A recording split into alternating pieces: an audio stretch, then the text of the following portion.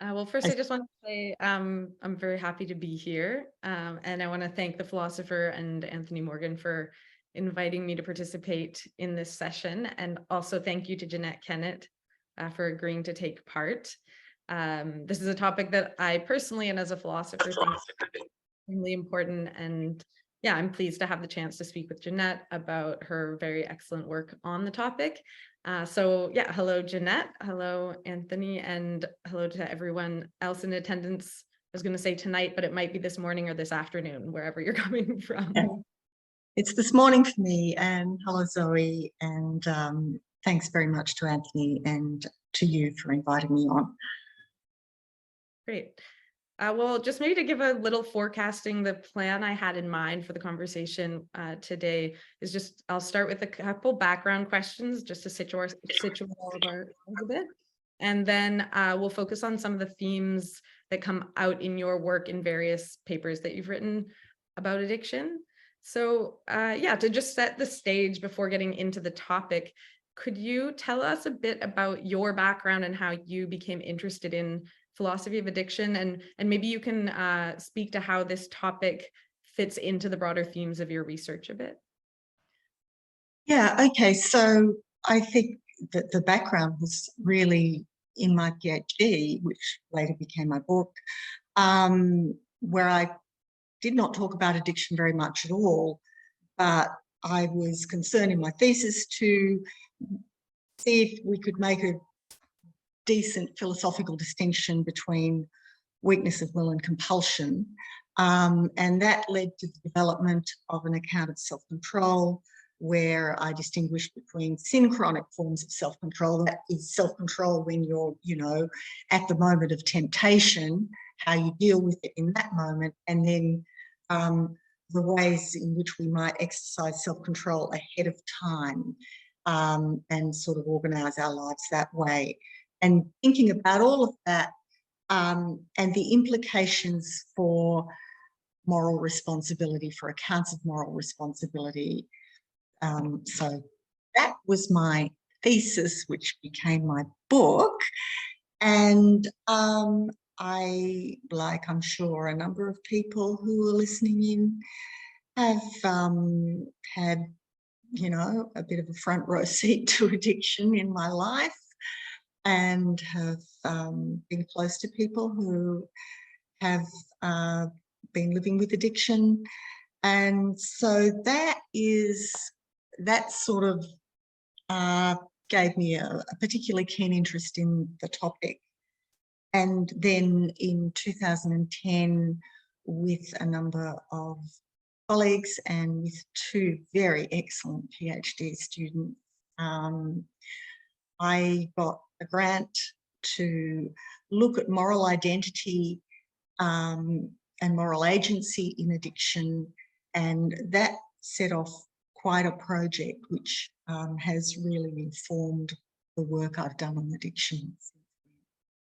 Great, thank you. And maybe to give us a bit of footing within the subject matter specifically, could you want to just say a bit about the field of philosophy of addiction itself? And I can kind of, as a two-part or a second part of that question, I'd be interested to hear if you have some thoughts on how philosophy, or how we as philosophers might be able to bring about particular kinds of interventions or something special into the discourse on addiction. Okay. Well, the first part of what I'm going to say, I'm not going to name any names, okay? But when I first started reading what philosophers had to say about addiction, and I went to some talks where people were, talking about addiction, they were talking about really a construction that they'd just made up, the picture of the addict.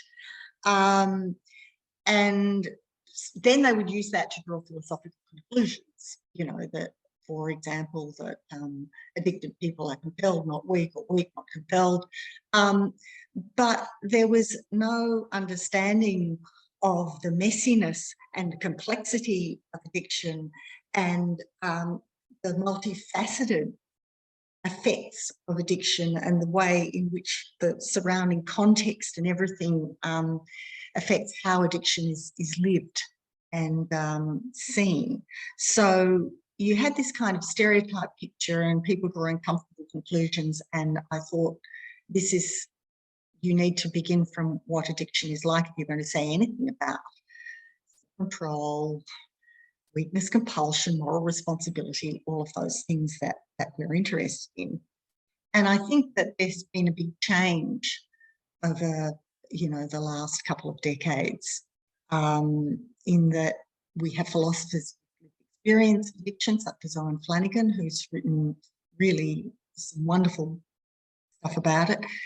We've got philosophers like Hannah Pickard, who qualified as a therapist post-PhD and worked in therapeutic communities with people with addiction. And she got very interested in looking at the way therapists approached people who were struggling in various ways. And then she asked philosophical questions about that and did a really beautiful analysis of what is going on in therapeutic practice. I think that was a terrific intervention. And then if I'm going to get to my own work and the work I've done with Steve Matthews, Anka Snook and Doug McConnell, Anka and Doug were my 2 PhD students on the project. What we did was, and the work of doing this was very largely done by Anka.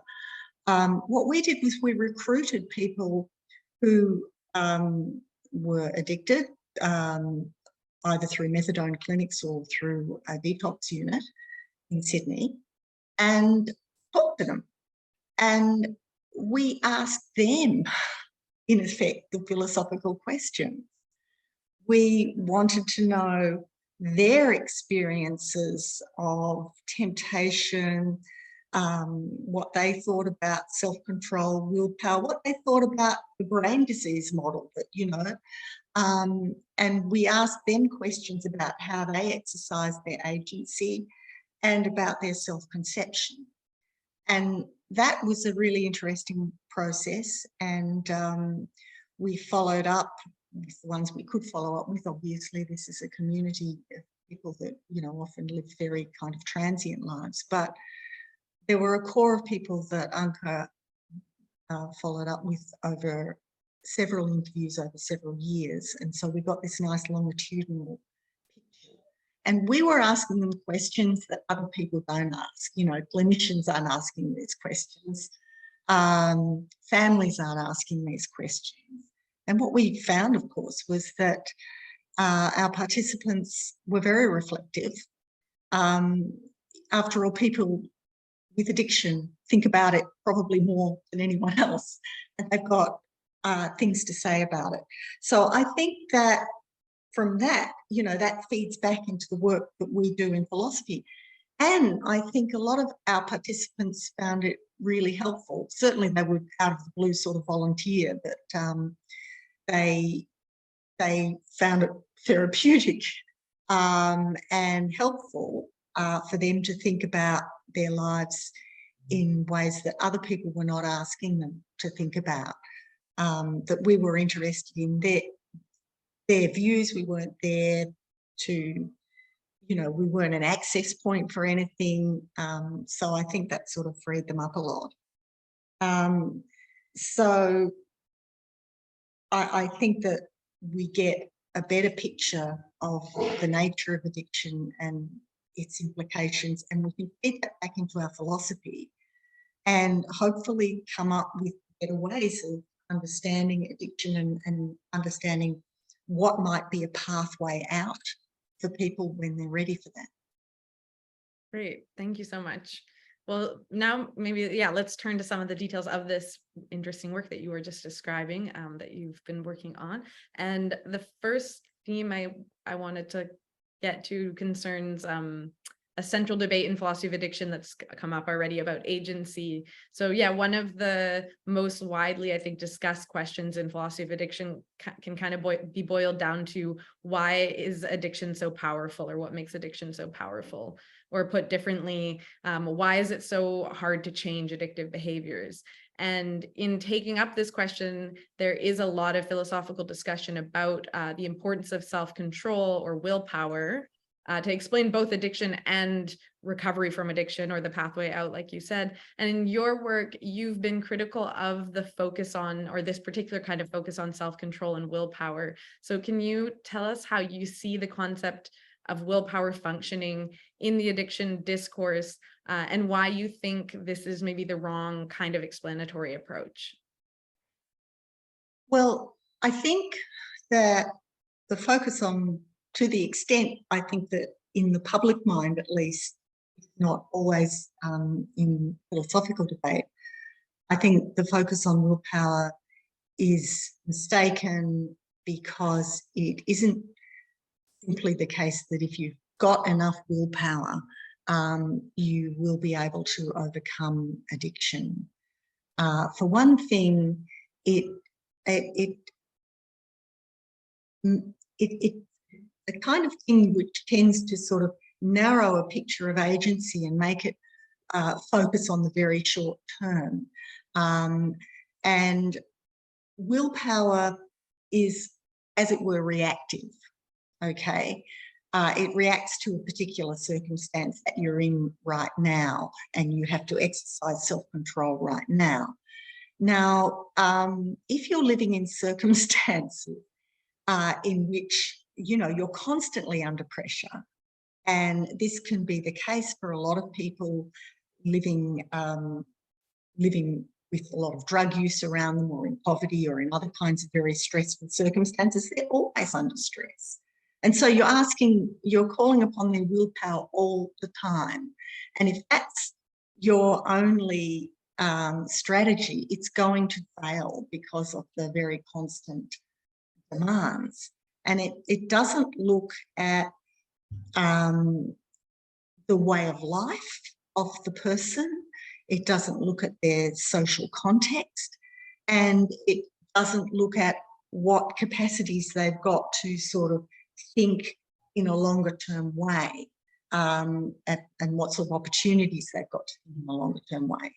So we did ask people directly about willpower, and they would say things like, oh yes, I'm very strong-willed, you know, that's part of my problem. Or they would sort of say, yes, I'm very strong-willed, I have to be, get through my day.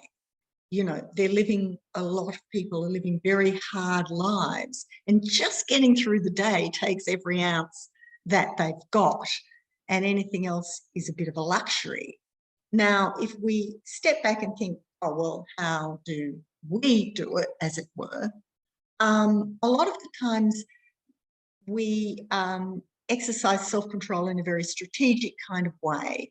You know, we have the opportunity maybe to pick our battles, and we have the opportunity to, you know, not put ourselves in situations. So, you know, I mean, even here in Australia, we read a lot about Thanksgiving, and which we don't have, and we read a lot about what a stressful time of year it is. We save all that for Christmas, and also about people's strategies for dealing with what they anticipate are going to be stressful family situations and so forth. And that can include arranging your celebrations differently, or maybe just not inviting a particular person, or at the most extreme, not going, you know, making some other arrangements for yourself so that you don't do stuff you don't want to do, or, you know, be exposed to a bad situation. And, you know, people with addiction are perfectly capable of thinking up strategies. One person that we talked to who'd been in recovery used to wear headphones and play music as they walked down particular streets, so that they wouldn't hear the dealers approaching them, you know, because I guess if they did have that kind of stimulus, they might have responded. So that's not precisely willpower, that's exercising a strategy.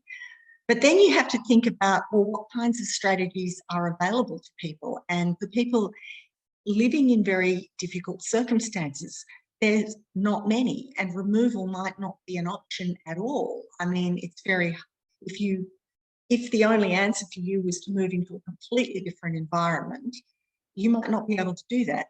Often, I mean, here's an example that often gets brought up in discussion about American servicemen in Vietnam, a number of whom became addicted to heroin. And then when they got home, bang, no more heroin. Now, people bring that up to show, see, you know, people could just stop. Yeah, but they didn't just stop. You know? They were moved into a completely different environment, completely different associations. And so the kind of behaviour they'd been engaging in over there wasn't really appropriate here, and they didn't sort of need it anymore. And, you know, so it stopped. Now, we don't have the capacity, people don't usually have the capacity to just, you know, walk away from everything. And it can be really unreasonable to expect them to do so. And so that strategy won't be available to them. And then you think about other kinds of strategies, and they're not always available either. So what I'm saying is that the sort of self-control ahead of time might, the strategy is the better strategy because it's not sort of making these constant demands on you, but it might be one that's not available. And that's why, part of the reason why it can be so difficult to change, because here you are embedded in a community of people, and maybe you didn't start out in that community, but that's where you are now. And it can be hard to make your way back to that previous community, hard to make your way forward. So, yeah, there are all kinds of, there are relationships, there are associations, there are so many, and there's a lifestyle that you get into, and also the way that you come to think about yourself. And all of these are aspects of addiction. Great, thank you so much. Yeah, so you're kind of talking here about this distinction between willpower and then other self-management strategies. So in thinking about, yeah, what it can mean to have control over and shape the directions of one's life. And obviously this applies in addiction and applies to all of us, and whether or not we have experience with addiction. And this also really highlights the importance of taking both this contextualized but also temporally extended perspective when thinking about how agency and choice operate in addiction. So yeah, rather than, like you said, the focus on kind of these synchronic moments of competing motivations or of temptation versus willpower, something like this. And so, yeah, another factor that's also related to thinking about conditions of agency or conditions of exercising agency that you and others have discussed is the relationship between identity or self-image and agency. You just kind of mentioned that in addiction, and also how social stigma and discrimination against people who use drugs can enforce or reinforce these addiction identities and narratives for people. So I was wondering if you can talk a bit about these dynamics and maybe specifically when addiction does become entwined with a person's identity and view of themselves, both through, you know, these external factors and internal factors, how does this impact self-efficacy? So there's a lot in there, but if you want to pull out any of those threads. Yes. Okay. So I think that what we found in talking to our participants was how deeply addiction had sort of made its way into their view of themselves, and how they saw themselves as addicts, as less than other people, as not, they felt a lot of shame, a lot of embarrassment. A lot of them felt very, and Anka has recently published a very nice paper about this. A lot of them have been physically marked by their addiction, and they think that people can see it when they look at them. So there's a kind of a stigmata, if you like, that says as they move around the world, I'm an addict. And they're very aware of this, and they find it very hard to see a future where they are not like that, and they don't feel respected, and because they're not respected, so they don't feel like they have a voice. You know, they talk about ill treatment in all sorts of contexts. I mean, medical contexts, terrible. You know, they don't get legitimate ailments taken seriously, because as soon as you're marked as an addicted person in a healthcare setting, everything you come and complain about is assumed to be either drug seeking or as a result of your addiction. You know, because that takes up all the space of your identity. Being an addict comes to be the whole of your public identity, and all the other things about you are diminished and kind of invisible. And that's really difficult, because all you're seeing in other people's eyes is, all you're seeing reflected back to you is the sort of addict stuff and the stereotype stuff. And so what I want to say is that when we are thinking about the future, two conditions have to hold if we're going to be able to, if we're going to feel confident in planning for the future, confident in, you know, sort of putting in place sorts of strategies that will enable us to go where we want to. And there's an identity condition. Supposing you agree, and most people who are addicted will after a certain number of years, when, you know, the losses have become quite great, you know, they know what the bad consequences are better than anyone, because they're experiencing them. So they might think about this sober future, and they might think, of course they think it's a good idea, it's a better idea, it would be a better life. But is it their life? Is it them? Can they be that person? Can they identify with that future sober self? Would it be me? So, and that goes back to the self-concept as an addict. Can they come to see themselves differently? And then there's this sort of possibility condition. You know, do my circumstances allow me to put in place the steps that I would need to get from where I am now to that future that I would like to have?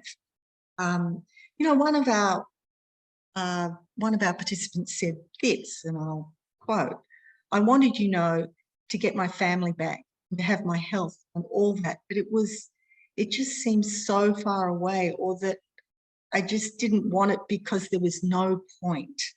Like, I felt sort of hopeless, you know, a bit hopeless.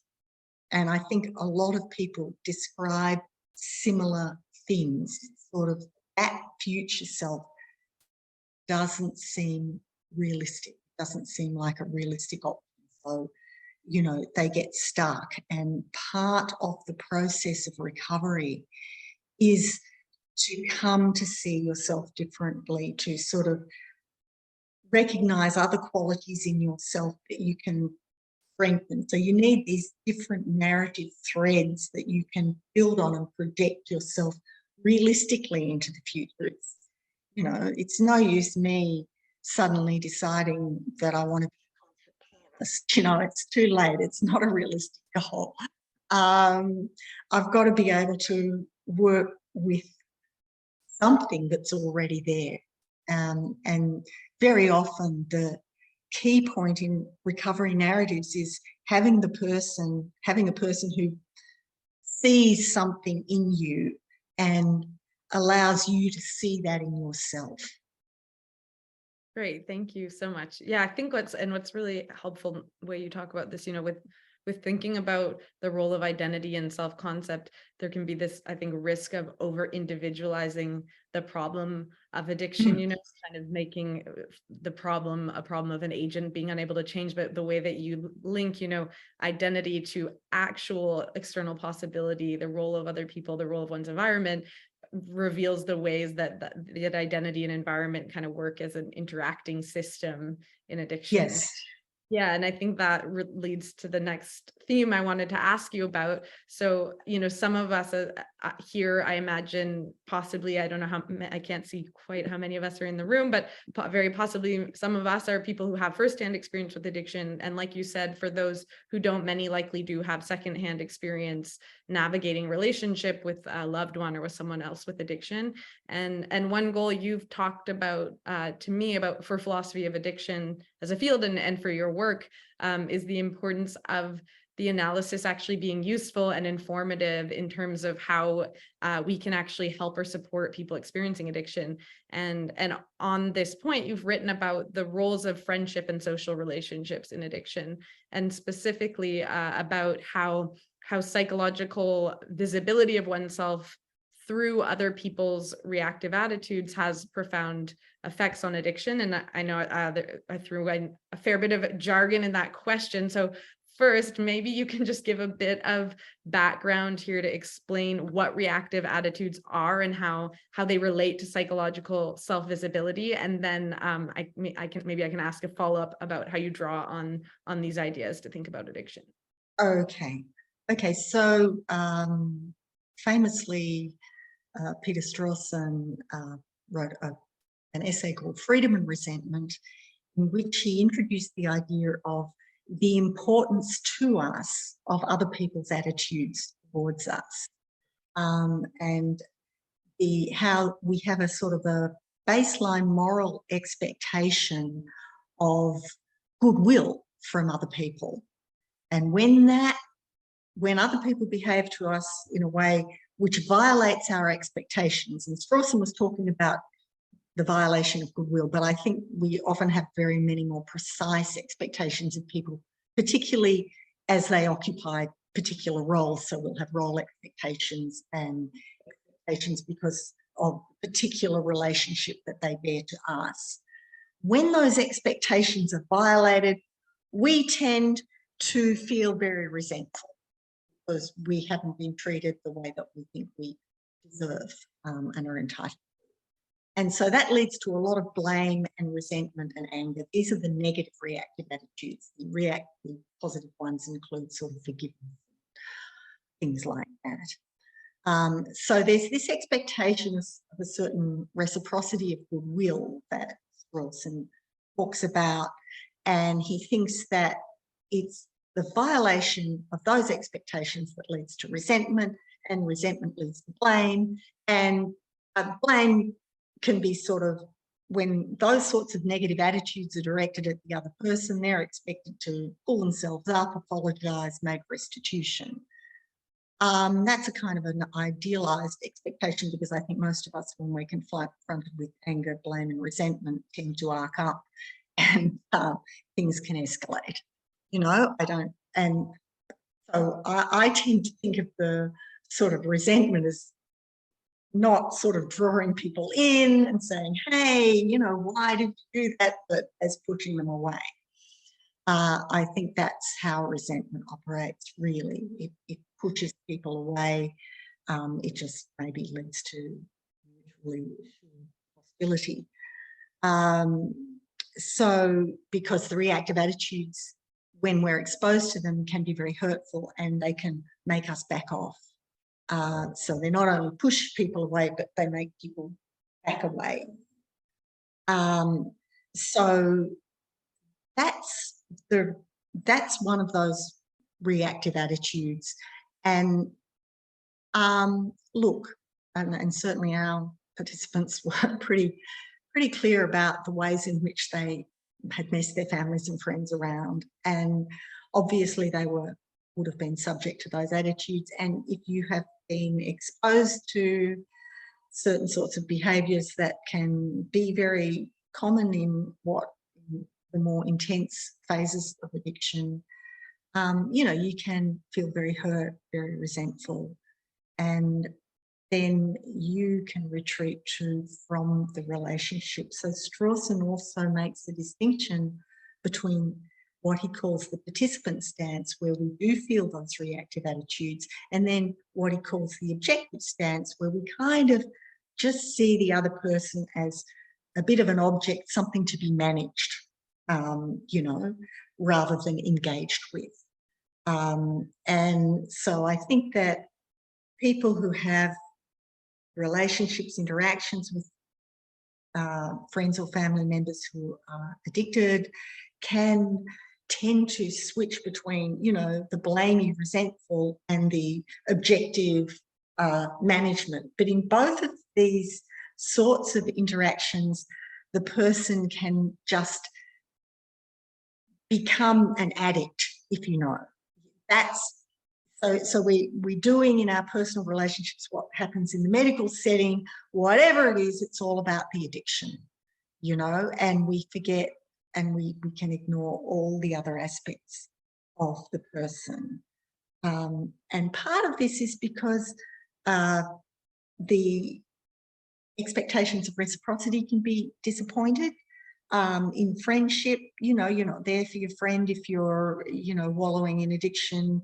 You can be very self-focused. So you're not sharing their interests, you're not checking in on them.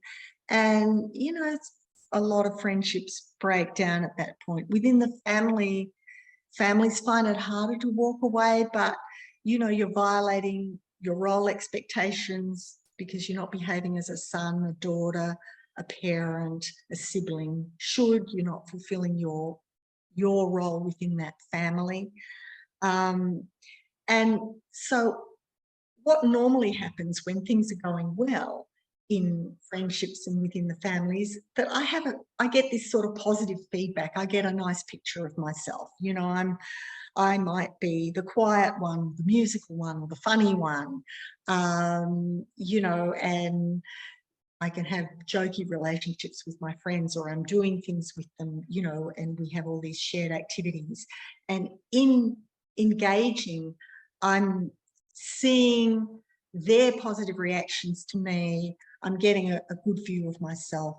But in addiction, in the addiction interactions, I'm getting either, you know, a hostile view, you're a bad person, you did this bad thing, you've let everyone down, you've disappointed us, and or the, oh, look, you can't take this person seriously, they're just an addict. And so look at what the view I'm getting of myself. It's not great. And so then I might just hang out with my other drug using buddies because it's less stressful, but it's also quite narrow, and I'm not growing, as it were, in that kind of environment. Yeah. So I think that's, you know, I can't remember if there was another part to your question. Oh, that's great. I was going to say, because that you kind of paint the picture there of, what can sort of go wrong, so to speak, in these dynamics. And so I thought maybe we have a few more minutes, maybe a nice place to close would be to, you know, bring these ideas together. Can you tell us about the kind of approach to addiction affected relationships that you suggest can be helpful for scaffolding agency, right, to avoid sort of this this rapid or this changing movement between participant and objective stance? Yes.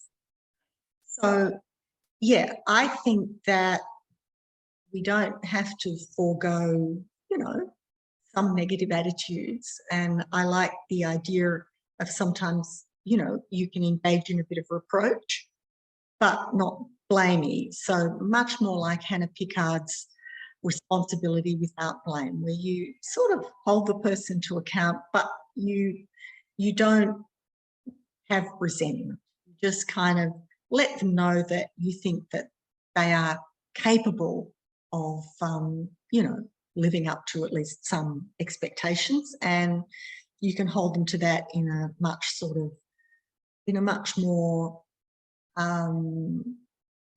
way in which you don't lose engagement with them.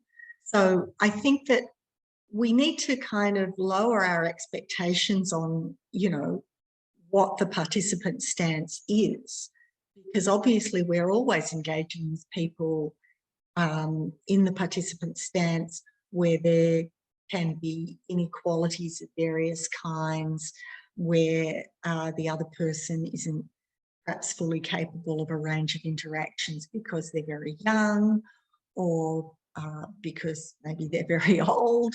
You know, there can be all sort, or because they're, you know, ill or whatever. And we will all be in those situations during parts of our lives. So let's not, you know, say that, well, you can't be in the participant stance with somebody unless, you know, there's this kind of full adult, full-on reciprocity, because we are always modifying our expectations of other people and modifying what we do with them in the light of what we know that they're capable of. People at every stage of their lives. And so I think that it's easier for families and friends if you just look at where the person is and what they could be capable of that might be a nice interaction that you can hang on to and they can hang on to. And so, you know, that might not be, you know, that might not be a full family dinner. It might be catching up with them for half an hour at a noodle bar and just enjoying a meal, or shooting a few hoops of basketball in the backyard, or watching a favourite movie or playing a video game, you know, not for too long, but you've got a good interaction. Sort of trying to link aspects of their present with, you know, positive aspects of their past so that they can feel that there's some kind of continuity. And trying to highlight those bits of themselves that they could be proud of, like they might be very empathetic,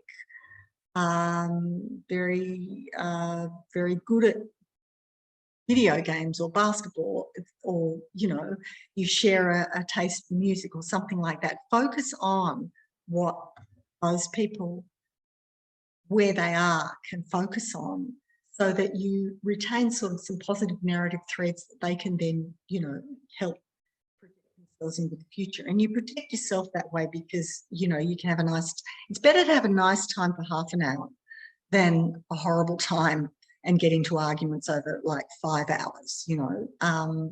And I think, I guess that's my fundamental advice for how we help people. And also listen to them. Don't assume they're lying.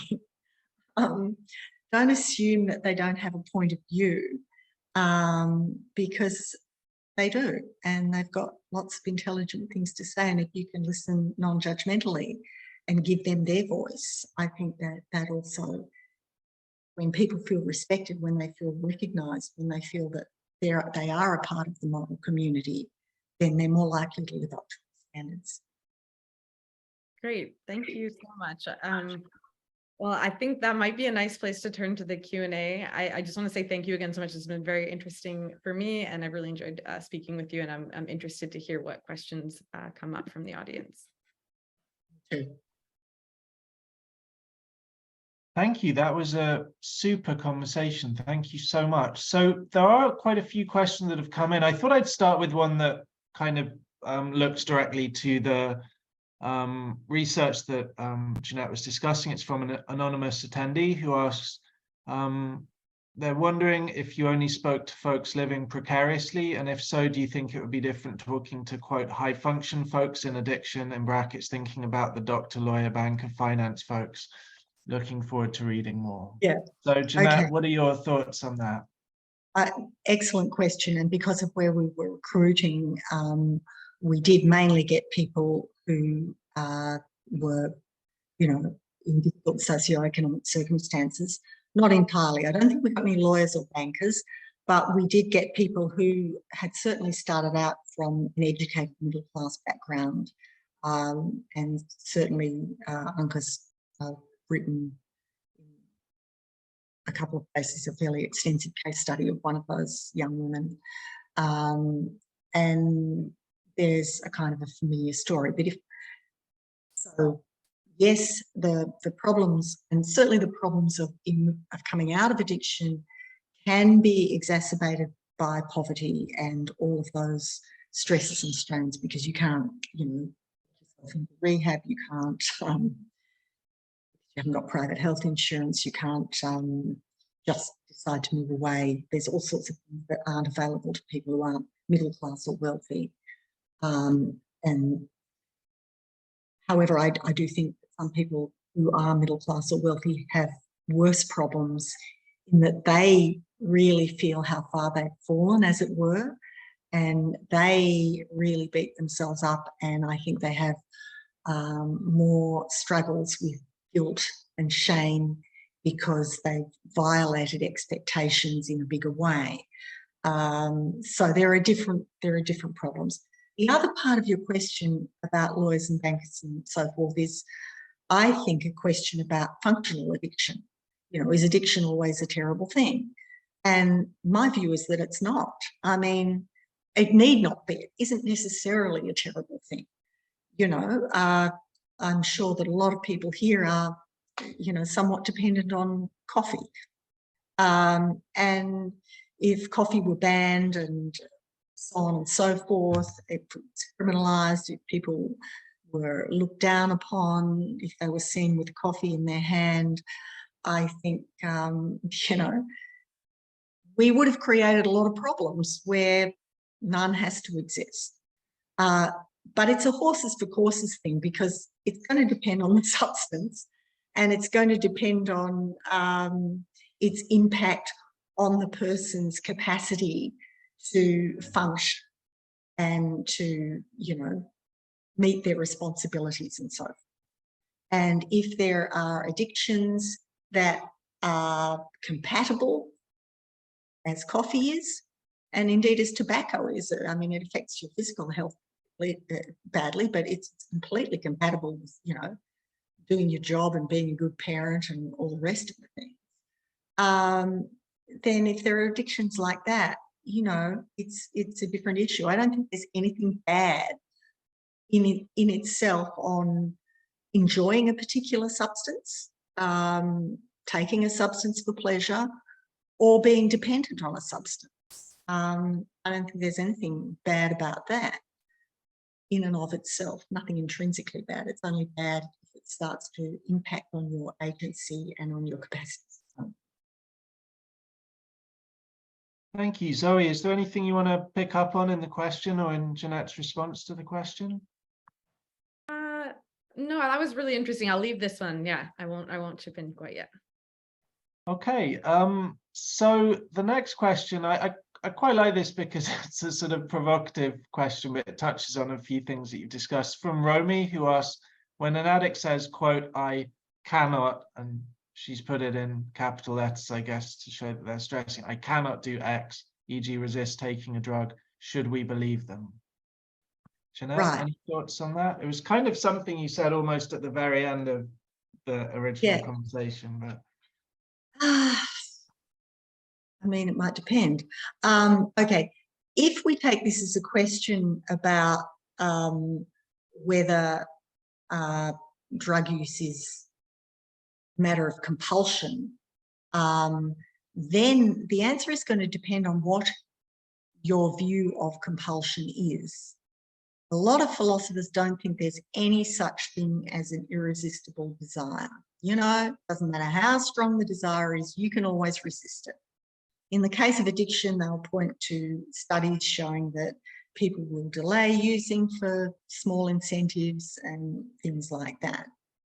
I cannot understand myself the idea that a desire could be very, very, very hard to resist, but never, ever, ever too hard to resist. I'm not quite sure what the stopping point is. I don't understand how that line is drawn. So I would allow that there could be, in some circumstances, irresistible desires, but I have a kind of a practical approach to whether a desire is irresistible or not, and it's going to rely a lot on the circumstances. What does it mean to say that you couldn't resist the desire? Well, I think that you couldn't, for practical purposes, resist the desire if there was no strategy available to you at that time that would have worked. You know, people will say things like, well, you wouldn't have used if the policeman was at your elbow. True. And that's supposed to show that the desire is not irresistible, because if it was irresistible, if you were really compelled, you would just, you know, go ahead. Okay, great. But the policeman isn't always at your elbow, you know. What about when the policeman's not at your elbow? You know, you can't arrange for that policeman to be there every time you're struck by the desire. You'll just, you know, what is this person who doesn't use when the policeman is right, they're going to do when the policeman is gone?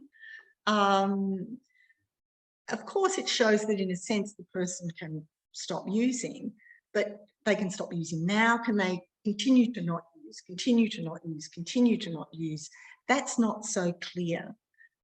So I think, I don't know what the line is between very, very, very hard to resist and impossible to resist. I think the way that, say, Hannah Pickard, who thinks no desire is irresistible, says that, you know, once you pass over into compulsion, you're not acting anymore. You know, you're just kind of an automaton. And she says, well, addicts aren't like that. They're perfectly planning and things like that. But I think, you know, I think we have to look more broadly. I mean, people who have OCD, for example, they can not do that thing under certain circumstances, but they just keep falling back to doing that thing. You know, now we don't sort of say, oh, just harden up. I think we're a little bit more sympathetic in those circumstances than we often are to people with addiction. And also, you know, sometimes we don't think about the bleakness of their life and the reasons why they might have become addicted in the first place, the role of drugs in numbing pain, you know, just getting rid of all the other stuff. So, you know, I want to, I think that a person, you know, might be, strictly speaking, it's not the case that they can't control themselves, but rather than sort of just saying to them to harden up, maybe you could think about ways in which you might assist them scaffold their capacities. Super. Zoe, do you have any comments on the question or Jeanette's response? Maybe just elaborating on that, I think an interesting point, well, that I think about often too is, you know, there's so much focus on, is it true that a person can't resist that desire in that moment? But I think whenever we're thinking about addiction, we should ask, you know, what is the purpose that behavior or drug is serving for this person? And if you ask that question and you think, for example, that a lot of drug use, like Jeanette just mentioned, might be numbing pain or numbing emotional pain, or coping with extreme emotional distress. If we think about something like that, it might not be a question of, is a person resisting a direct desire or motivation or not? And the question might be, you know, if a person's in a situation where a very fundamental human need is going unmet, and there's really one tool that's effectively available to cope with or to meet that need, you know, it's just kind of a reframing of the question. And it brings us back to the point of, are other strategies available? Are there other aspects of someone's environment that would allow alternative ways of meeting that need? Because if the answer is, you know, use a drug or leave the need unmet or remain in emotional pain or emotionally dysregulated, you know, it becomes kind of a different sort of question than just, can this person in this moment resist this motivation or not? So I think there's, once you broaden the scope of what we're talking about when we talk about exercising agency, we get kind of these more nuanced possibilities for answering that question. Thank you. So I think Jeanette's conversation about the policeman and things sort of touched on a question by Alice, which was about reflections on willpower as individual or as something mediated by factors that extend far beyond the individual. Thanks for that question, Alice. But I think so I'm going to turn to a question by Ange, who asks, says, Jeanette, you speak of the pathway out when they're, quote, ready. Can you discuss more about what will trigger this, quote, readiness? Oh, I think it can be different for different people. Some people have very specific motivations to do with people, that they might, suddenly it really strikes them how they've let this particular person down. And, often people's kids that, they want to be better for their kids. So that can be a motivation. I think people can just get tired of it, tired. It's like a lot of people describe it as kind of like a job that they've got, is being an addict. It's pretty demanding. There's all this stuff you have to do, and they get tired of that, and and sometimes maybe their health, but then very often it'll be a combination of those things plus that person who sees something in them, and that can be entirely accidental. So I don't think there's any one thing. I think Mark Lewis's hourglass model, he says when you come in at the top of the hourglass, everybody he's a neuroscientist who was an addict, as he says. Everybody comes in as an individual and they've got lots of interests and they've got so many different things going on, and then you come into the hourglass, that bit, he says, and in that phase of addiction, everyone is the same. They behave the same, they're motivated the same, because it's this pretty single-minded focus on the drugs and the drug use, and lots of things go by the wayside during that period. But that doesn't last, even if the person remains addicted for the rest of their life. Everybody comes out of that and starts to kind of, because the bad consequences build up, and they start to sort of feel regret and want a different kind of life. Not everyone achieves, but it's at that point when it stops being the single focus of a person's existence, and that's when you want to be able to show people they can, perhaps emerge from that successfully.